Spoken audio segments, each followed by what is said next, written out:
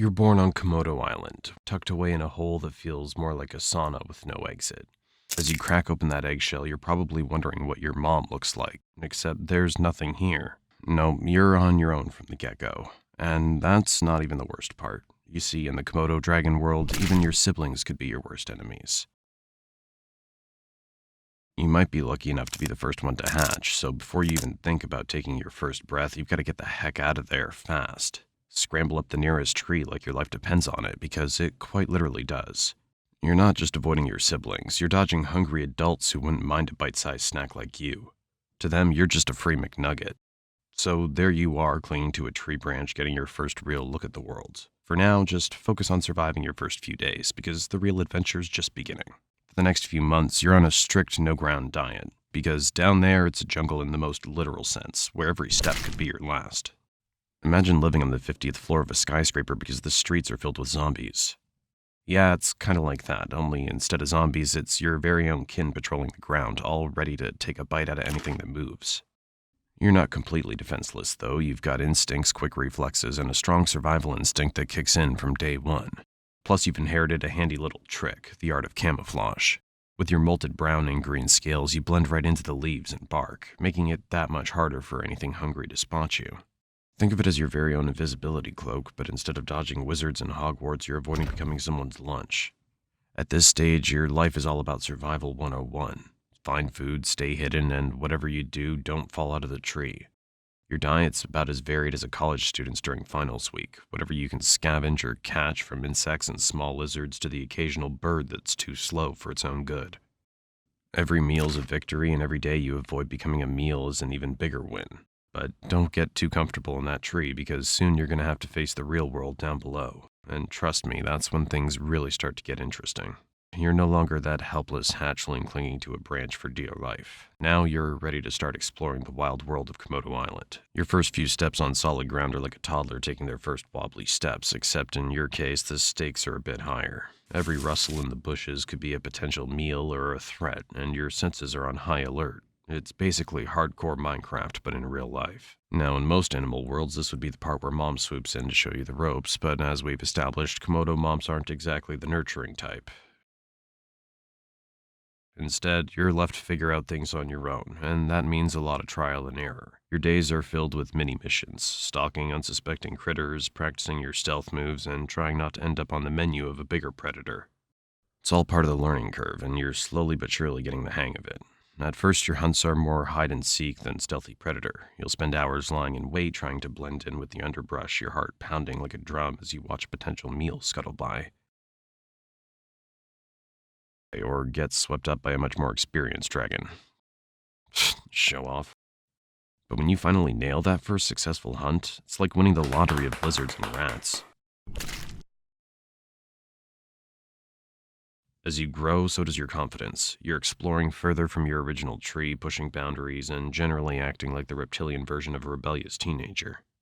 Each day, you become a little more daring, a little more skilled, and a lot less likely to end up as someone else's dinner. But it's not all smooth sailing. Remember those siblings you escaped from at birth? They're still around, and now it's time for some good old-fashioned sibling rivalry. And the prize is, well, not dying. As you transition from Komodo teen to adulthood, you start to realize that the world is both bigger and smaller than you once thought. The island is vast, but it's also crowded with other dragons, each staking their claim to the best hunting grounds. It's time to find your own territory. Think of it like moving out of your parents' basement and into your first flat. Except your parents never had a basement and your family's been trying to eat you this whole time. Finding territory is like trying to score the last available seat at a sold-out concert. It takes luck, strategy, and probably a scuffle or two.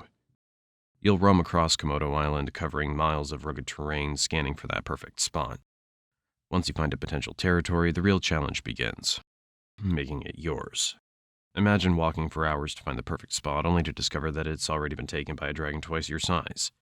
Now you've got a choice. Try to negotiate, which, let's be honest, is going to end in a fight, or keep moving and hope for a less crowded patch of land. Now that you've got your territory, and congrats by the way, it's time to settle into the daily routine of a full-fledged Komodo dragon. Your schedule's a mix of hunting, patrolling, and catching up on sleep. Lots and lots of sleep. You're not one to waste energy, so when you hunt, you go big. One large meal a week is your style, something that'll keep you satisfied for days. You're aiming for deer, wild boar, or even the occasional water buffalo.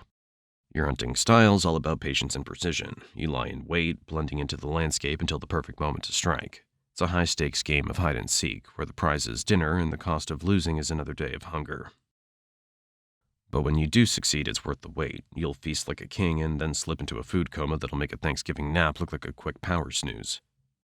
As you reach full maturity at around 7 to 10 years, you start taking extra notice of other female Komodos roaming around. That's your urge to mate kicking in. Mating season's like the ultimate dating game. You're sizing up potential partners with a mix of curiosity and caution. For male dragons, the competition's fierce. You've got to prove your worth to the ladies, and that means showing off your strength, size, and survival skills. If a female finds you impressive, she might just let you get close enough to mate.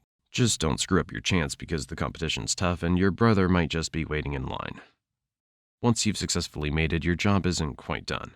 If you're a female, you'll lay your eggs in a carefully selected spot, burying them deep to protect them from predators. After that, it's back to a solitary life, leaving the next generation to fend for themselves just like you did. You've somehow made it past 10 years and all the way to 15. Congratulations. In the wild world of Komodo dragons, that's like reaching your 90s with all your teeth intact.